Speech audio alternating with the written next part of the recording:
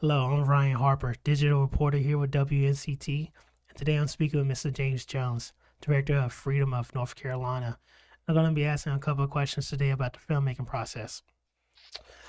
Today we have Mr. James Jones, Director of Freedom of NC, and we're going to be speaking with him today about the making of this film and the premiere that's coming up really soon. Yeah, man. My name is James Jones, filmmaker here based out of Greenville, North Carolina. And I'm here to bring to you guys Freedom of NC.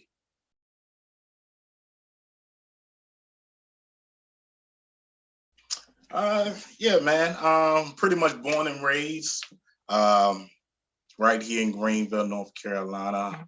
Um, just pretty much, I've always been a visionary, man, and someone, an individual that was willing to do whatever I have to do to make things happen, man. So, growing up, man, I was very active in music and entertainment, things that really, you know, that was more of what I love to do, man. And I kind of gravitated towards that, man. So Femin didn't come in to play until probably, I would say 2019, and came up with the vision of Freedom of MC back in 2018, where I began start writing on the script. And we here now in 2022, 2021, we actually premiered it in Greenville, North Carolina at the Regal Grande.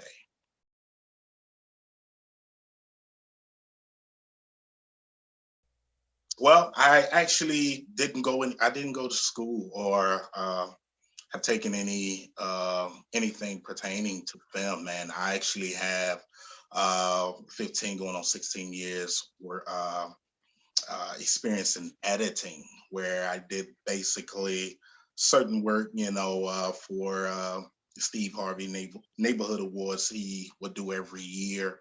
Got a chance of actually doing some editing for that in Atlanta, where I once stayed as well as with Sissy Houston, the mother of Whitney Houston. I got a chance of getting hired to do a tribute for the Gospel Image Award back in 2015. So just building up my resume really started in Atlanta, and I moved back. My family and I moved back here in 2000, end of 2017, and that's where everything kind of kickstarted at.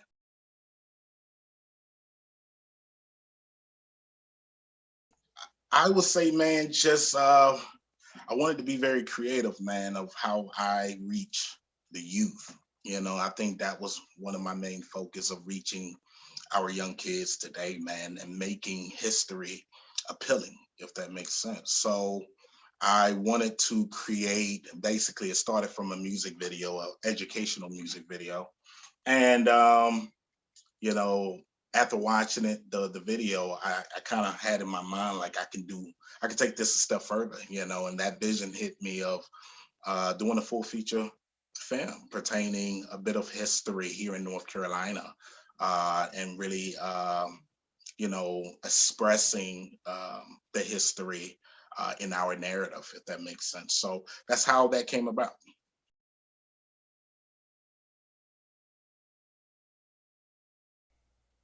Well, to be honest with you, man, I did do a casting call here in North Carolina. And it was maybe a handful of people that actually came out of Greenville.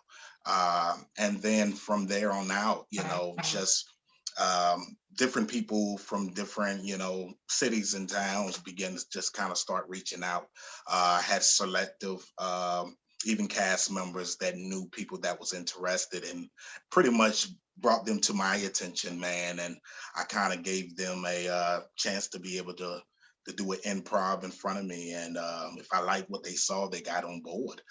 So it was a journey, man. I felt like after things just started to progress and be able to continue, like um growing within the production, the cast just came. I always thought it was going to be a challenge of getting selective cast members, but after a while, man, it was just like people would begin to start emailing and inboxing me, reaching out through social media, wanting to be a part of this production.